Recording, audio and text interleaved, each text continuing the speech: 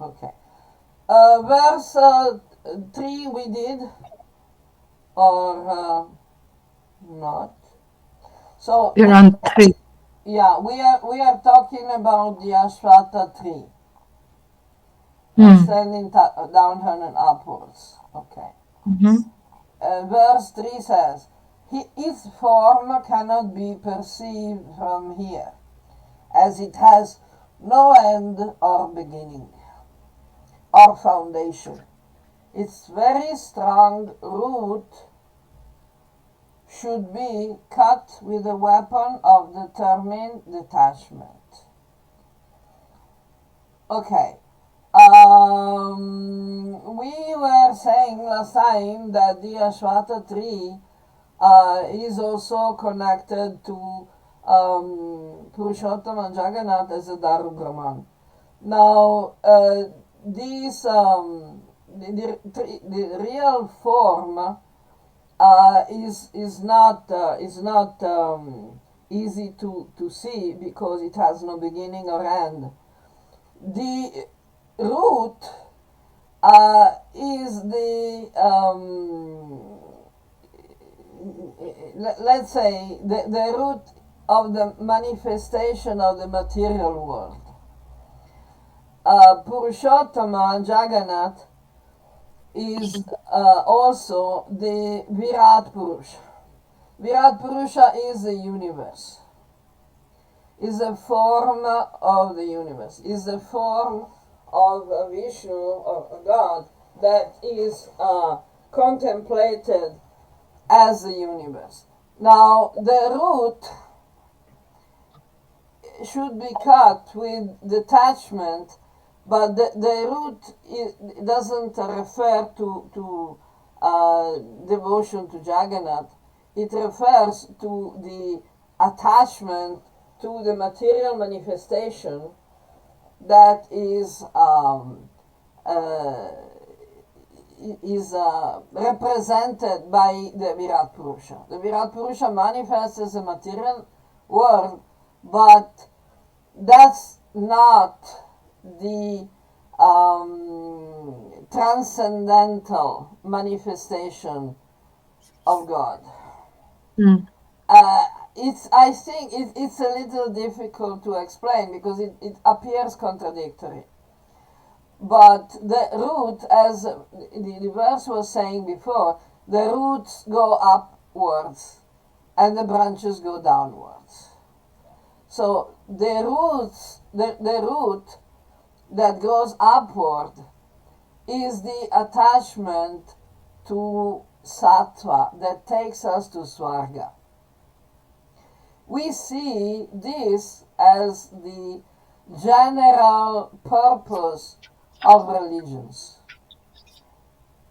All human beings, that especially those who are identified with the material manifestation, the material body, aspire to go to the higher planets, to the higher levels of existence in this material world, which is Swarga. It's called Swarga. It's a life of the Devas, or at least the life together with the Devas. Because it's not that simply by doing the religious duties of the Karma Kanda we can become, Indra or Agni or Vayu, because those are specific, particularly powerful manifestations of the divinity. But those who go to Swarga, the regular human beings who behave nicely in this life and do all their duties, and they cooperate with the devas, and so on. When they go to Swarga, they don't become Indra or Agni or Vayu. They become residents of the higher planets, higher dimensions.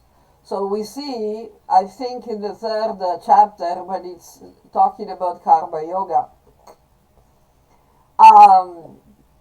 that Krishna describes the cycle of manifestation the cycle of rebirth, in the sattvic, on the sattvic level. So the sattvic human being does all the religious duties.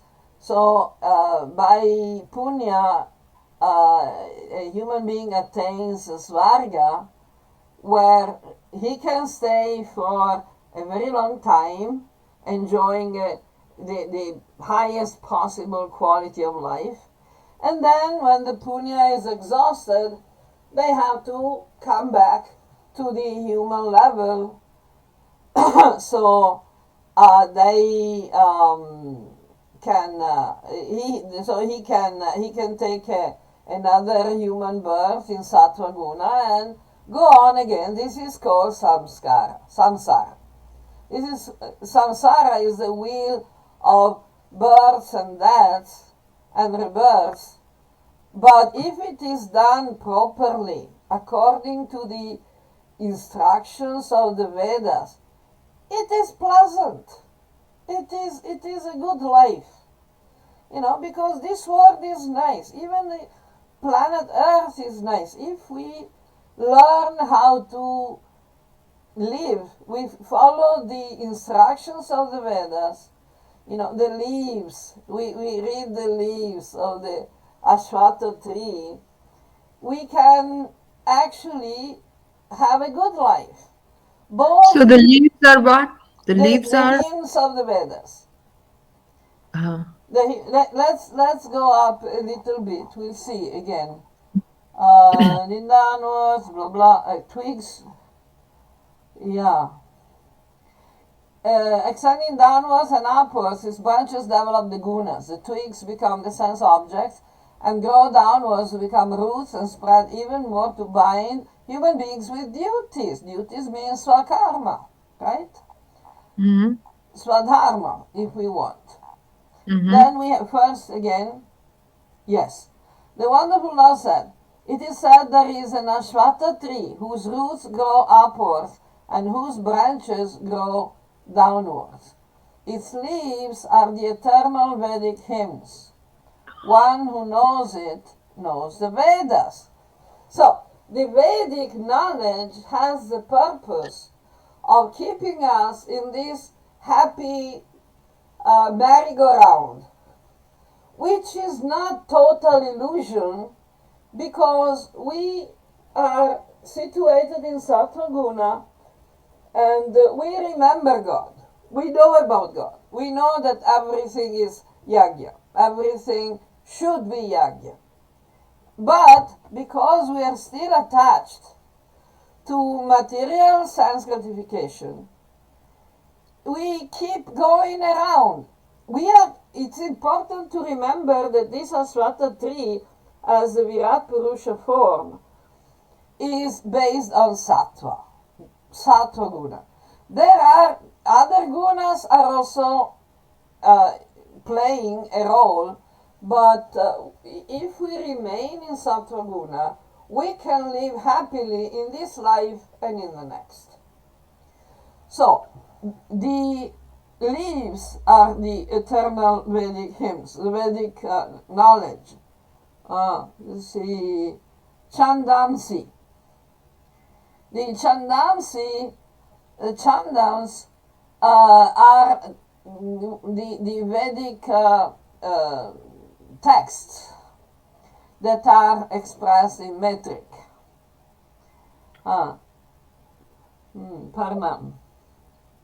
Parmani, the leaves. Okay. So this is the purpose of the Vedas. To give us happiness, material happiness, in this life and in the next. We know the 4 Purusharthas of the Vedas are Dharma, Artha, Kama, Moksha. As long as we are stable in Dharma and Artha, Dharma allows us to develop Artha. Artha allows us to develop Kama. And when we had enough of Kama, we move to the last Purushartha, which is Moksha, liberation. But the purpose of the Vedas is not just liberation. That is the purpose of the the original Sanatana Dharma. Mm-hmm. We can make a distinction between the Varnashrama Dharma and the Sanatana Dharma. The Varnashram Dharma is organized in such a way that we can be happy in this life and in the next. Because each position in the Varnashrama Dharma supports a natural, spontaneous evolution and growth of the individual. Even if we are at the level of Shudra, we can gradually qualify to become Vaishyas. A Shudra will become a Vaishya when he becomes a craftsman and starts becoming self-sufficient as a craftsman. So he will sell his products, but he doesn't depend on anyone. So slowly he can become an entrepreneur, especially if he starts accepting apprentices, if he starts engaging manual workers, because that is the job of the Vaishya, And so the Vaishya can also become a Kshatriya when his enterprise becomes big enough, so he has to protect, defend, and maintain and organize the people who work for him, and the resources and the animals and that is the job of the Kshatriya. The Kshatriya has to, So, yeah. Mataji, I'm reading this book now, which is on specifically on it's Dharm Shastra. It's Oh, okay. discussion on Dharm Shastra. So it talks about Varnashram Dharma. It says very specifically that, and also in Gita, Krishna said that being mediocre in your own dharma is better than Yeah, I know. right. So what you're saying does not align with that, and also Yeah, I know. it says also I know. in the book it says that there is an apat dharma. So if a Yeah. Brahmin is not able to maintain his livelihood through the bhiksha and education and dharma, the karma that he has to do, Yeah, so Dharma, yeah. he can then become a kshatriya in apat. But when He can, situation changes, yeah. A Brahmana can, in Apadharma, he can become a Kshatriya even in Vaishya. right? So, but when the situation changes, he should go back to his. Yeah.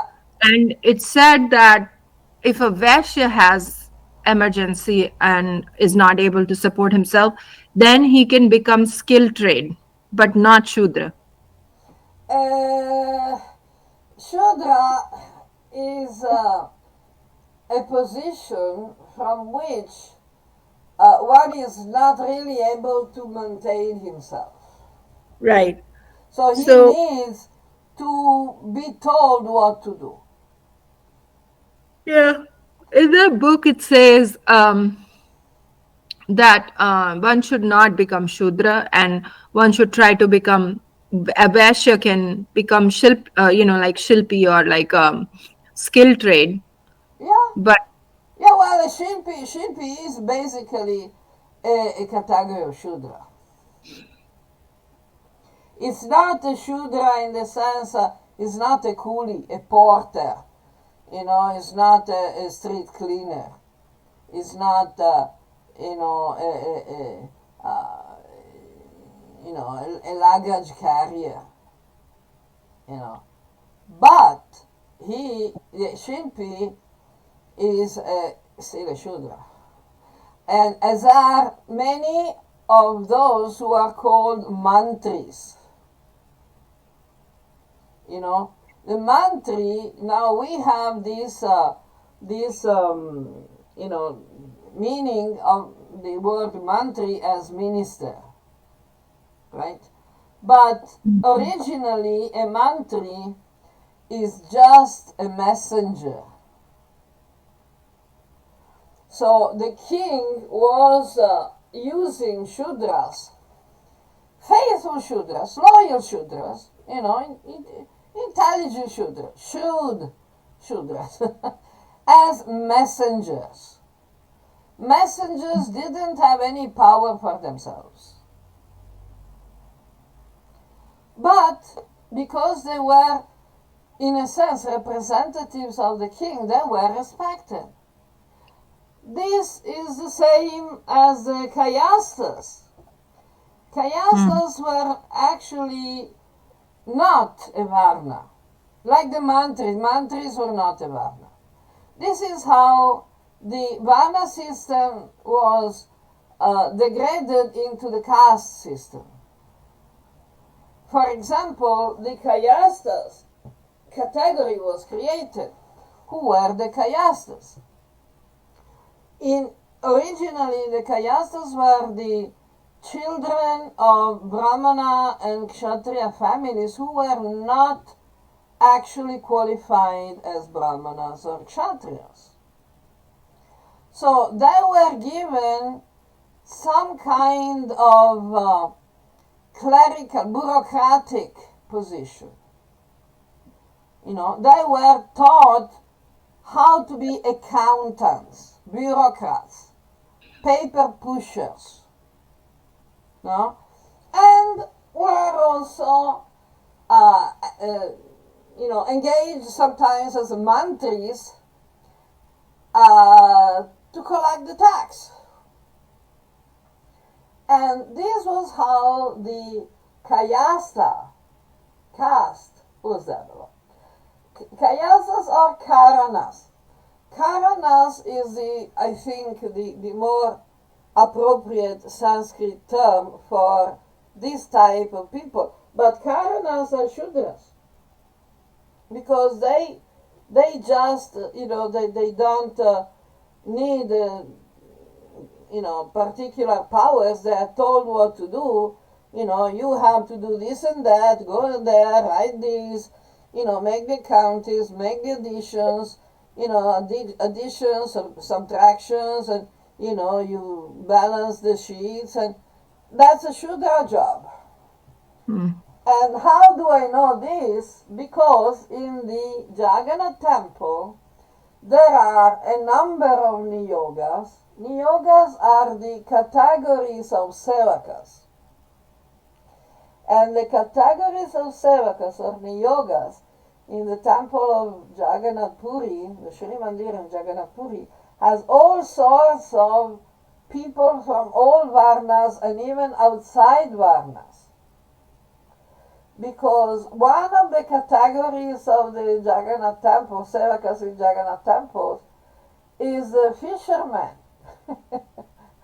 What will the fishermen do in the Jagannath temple as sevakas? They will row the boats for the Chandana Yatra in Narendra Sarovara and inside the Jagannath temple. So, these fishermen sevakas, they have this adhikar, this allotted service, and that goes on, from father to son. And many of these services have been discontinued. Like, for example, the service of the Devadasis, it's gone. It was such an important service, crucial service, when it was established specifically in a grand style by Chodaganga of the Chola dynasty, who actually rebuilt the Jagannath temple in his own time. So he not only he re-established the Devadasi system, he had a lot of girls coming from both Orissa and Tamil Nadu. And the Devadasis are, they're Shudras, basically. because they're dancers. Dancers, actors, they're all considered Shudras. Now, the verse of Gita, when it says it is better to perform one's duty, even if in a bad way, and even if we die or fail, rather than doing someone else's duties perfectly. Now, unfortunately, it has been misconcepted, misinterpreted, mispresented. Because the point of the verse is that since the Varna system is an evolutionary instrument for society, when you are allotted a specific duty, not by birth, because that is never mentioned in any Shastra, but the Bhagavad Gita is saying by guna and karma. Guna means talent, and karma means action in the sense of experience, practice, right? So when a person, let's say you, okay, when a person is recognized by the Diksha Guru as qualified for a particular Varna, due to guna and karma, not due to birth, okay, due to guna and karma. So naturally, he is expected to put sufficient effort in the process. If the work that he's doing is too easy for him, it means he's not putting sufficient effort. So it's not meaning, that verse meaning that one should, stick to his duty even if it's, at the cost of failing or dying. It means you have to make an effort. Rather than doing someone else's duty very easily, very, perfectly, very comfortably, because that is not going to help you develop. But isn't the varnashram based on aptitude and ability? Yeah. Which means the varnashram you fall in is your most natural talent. Yeah. So it will be easier than doing something else. Yes, but not easier from doing something that is below your power. Oh, okay. Mm. If you are, let's say, you're a Vaishya, you have to do a lot of work. You have to get a lot of headache. You have to take some risks. You have to run up and down. It's not an easy job. Of course, it will be easier to sit at a desk and push papers around because, who cares? You work a couple of hours a day, then because the Shudras were not working so much. Shudras were having a lot of holidays. Shudras were not mistreated like the poor people or the proletariat people or the slave people in the West. Shudras were just, house help and, work help. Hands, working hands. And also, there is no such thing as untouchability because the Shudras are doing all the work for the temple, right? They're cleaning the temple. Not only for the temple, but also in the house. Right. Shudras Even in the temple, they the like task of Shudras of the house were to go and fetch the water. Now, the right. first And sign, bring all the supplies to the temple, the yeah, flowers, the supply bhog, to all the that, temple, right? supply to the house. They were living in the house with the employer. And they were fetching the water for the family. They were cleaning the kitchen utensils for the. No, Exactly. untouchables were not supposed even to step into the same house or touch the same water. This water touching, Parisparsa, is the first, has always been the first point of untouchability. Because untouchables, avarnis, were people who did not accept to follow the rules of the Vedic system, which are mostly hygiene and compassion. That's why they are not allowed to touch water. The same water that the Varna people were going to use, because if you never wash, you're not, you don't follow any hygiene. You put your hands in the water that is supposed to go for the kitchen or everything for drinking, everybody gets sick. Mm.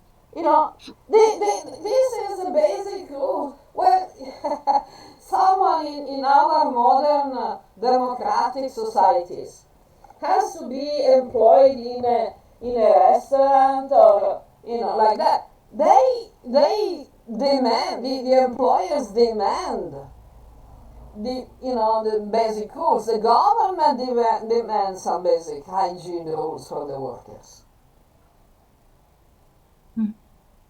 If the workers don't follow the hygiene rules, they're fired. And nobody's shouting to the untouchability. Because it's normal. If some homeless drunk that not his fault, but not his choice, at least, because in the Vedic system it was a matter of choice. Today, the homeless people are not homeless because they want to be homeless. If someone who doesn't have the facilities to clean himself, to wash, gets into a posh restaurant, what do you think will happen? They will allow him to touch everything, to go in the kitchen and prepare the food. Mm. As soon as he walks into the door, security will take him out. Mm-hmm. Right? Yeah. So, this is the point of untouchability. But untouchables and Shudras are two completely different categories. And it's not that untouchables were in any way persecuted or mistreated. They were not just touched. Because, and if Vaishya was going in some region where the untouchable lived, such as, fisherman village or hunter's village or whatever, of course they had to touch the untouchables. The only thing they had to do when they went back home, take a good bath and change their clothes. That's all. The problem is that, at some point, the brahmanas, specifically, who were supposed to teach and to train, became degraded. So they were not able to explain things properly anymore, or even do things properly anymore. So they became afraid of losing their position. And, from there you can imagine how the degradation snowballed. That's why we find people who think that Varna depends on birth, on Jati. But that's, like saying that black people are stupid by DNA. It's just not true. Right. Because, DNA is only giving physical traits, not intellectual or moral or spiritual traits. In the Vedic times, there was absolutely no birth prejudice. No color prejudice, no race prejudice. We see Krishna is black and Balarama is white. Real white. Mm. And Yashoda is black, Draupadi is black. They were actual people that were considered normal people. But not, like we see, I don't know, weird colors like blue or green, pale green. They're normal people, black or white. Or brown, in between, not so black, golden. they were called golden. But what is the meaning of golden? When you bake some biscuits, what color is golden? Mm. It is yellow? No. It's light brown. That's the idea of golden.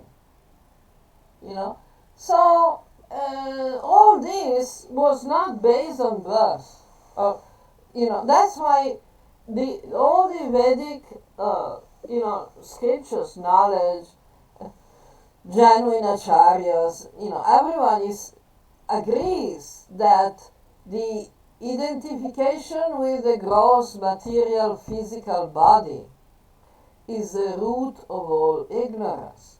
Bhagavad Gita starts by establishing that the kshetragya is different from the kshetra. The Atman is not the body. The body is just like an outfit, like a dress. And Krishna says, just like a man is discarding the old clothes because they're worn out and everything and takes new clothes. So we discard the old body that is worn and not working anymore and we take a new body. But the Atman is different from the body. So when we are talking about guna and karma, we are not talking about the body, because the body doesn't have guna and karma. The guna and karma of the body are divided into jatis, but not jatis.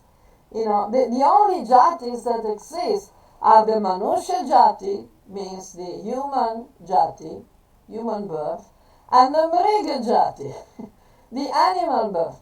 In that case, the DNA, the body, is actually truly affecting the possibility of the Atman to express guna and karma. This is different. If you're born as a monkey, okay, your body is tamasic. You cannot learn to write and compose poetry. Because it's not working. But within the Manusha Jati, it is, everything is in the Atman, is in the level of evolution of the individual. And this evolution can continue in the same body. Say someone was born as a Shudra. Oops. Yeah, see that. Someone is born as a Shudra, then, is trained and develops qualities, And that's what, for example, there is this famous saying, Janmana jayate shudra. Hmm. By birth, one can only be a shudra. Hmm. You know, by samskara, one becomes a dvija. Hmm. By the study of the Vedas, one becomes a vipra.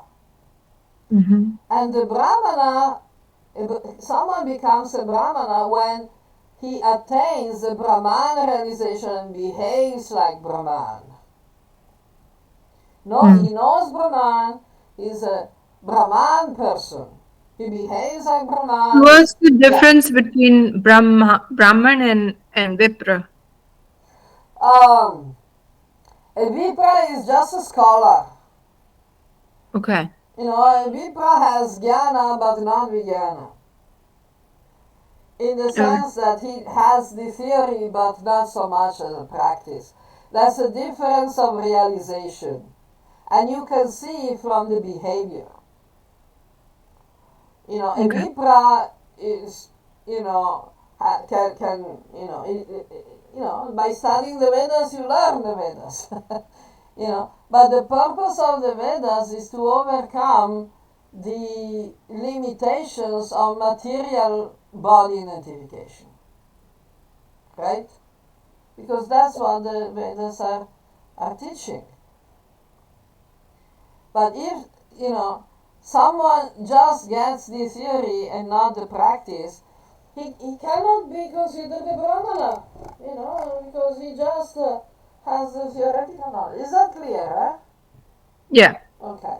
So, basically, this idea that some people are misusing that verse of Gita by saying that even if you don't have the guna and karma for your, for your social descent, your family descent, you should stick to that position even if you fail.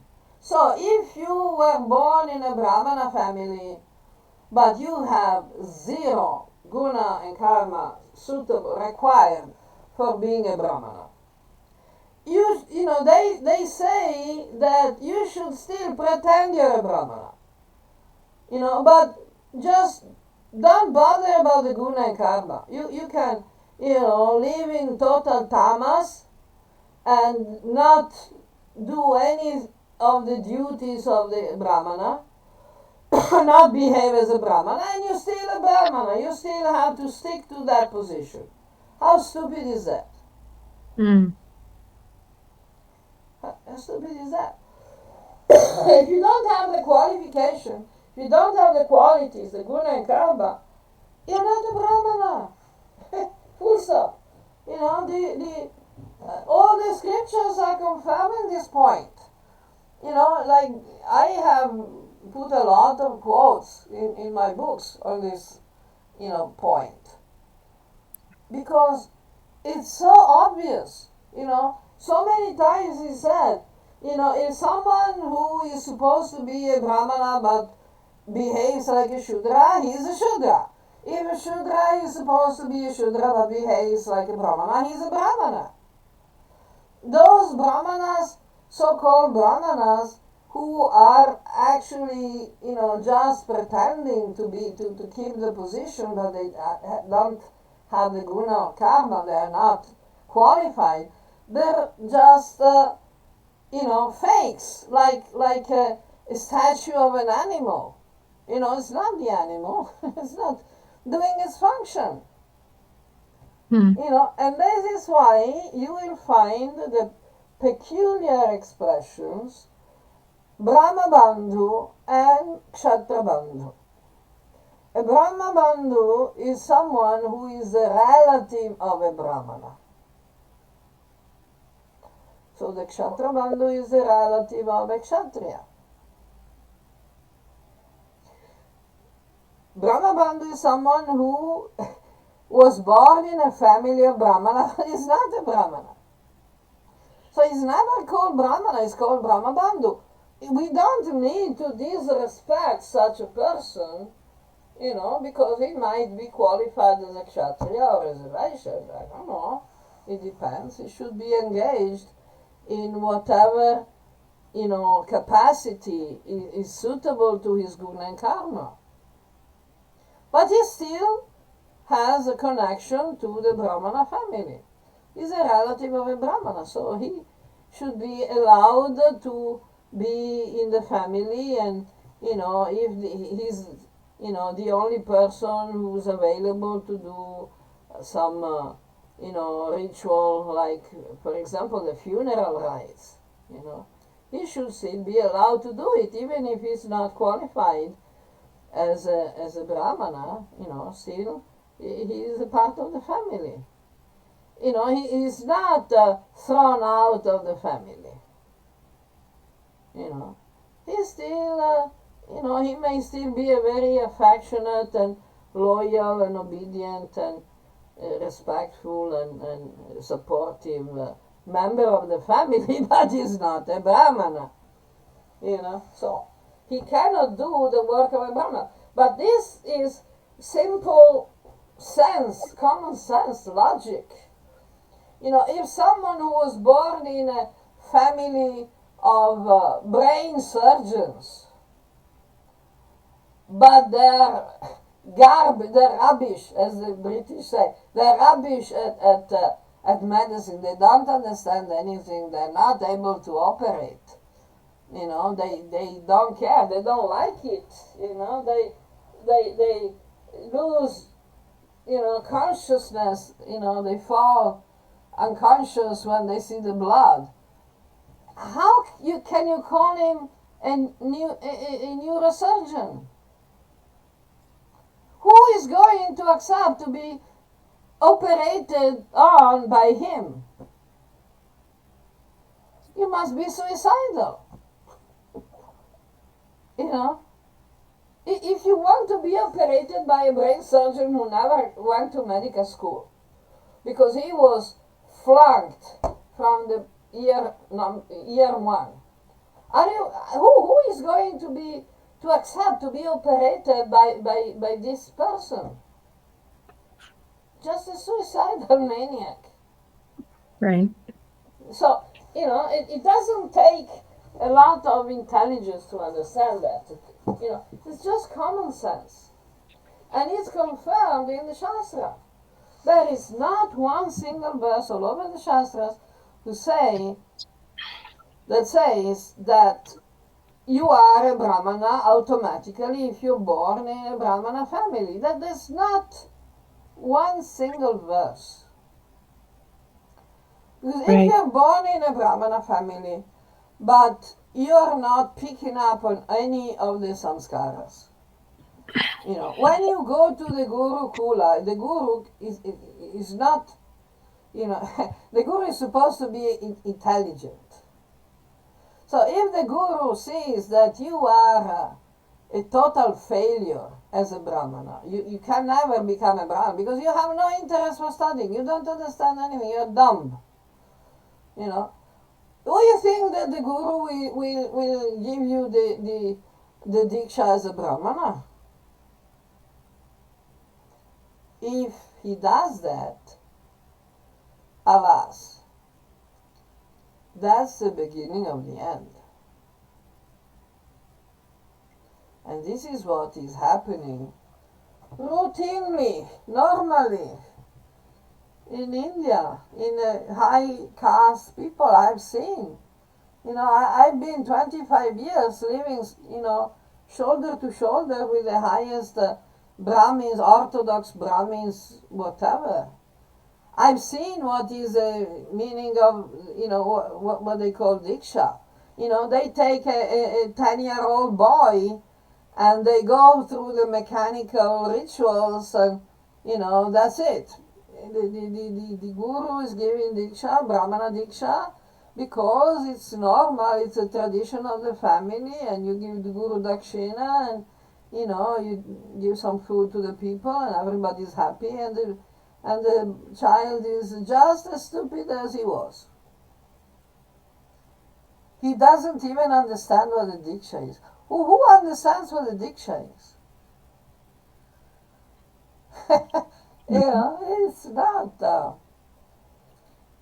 It's not granted that people actually understand. So anyway, okay. You want to continue? We stop here today. Yeah, we can stop. Yeah, because we made 1 hour. Yeah. Okay, Have, then we go back. From again chapter 15 next time. I hope it's helpful.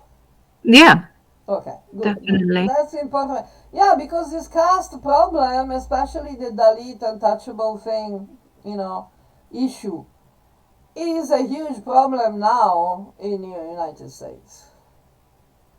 And if Hindus don't understand it, correctly, it will backfire. I told, I